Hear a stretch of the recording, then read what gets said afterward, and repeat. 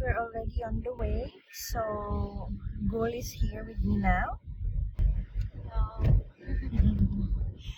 So, we are on the way to a hair salon. So, we're excited because we're going to done our nails. So, see you there.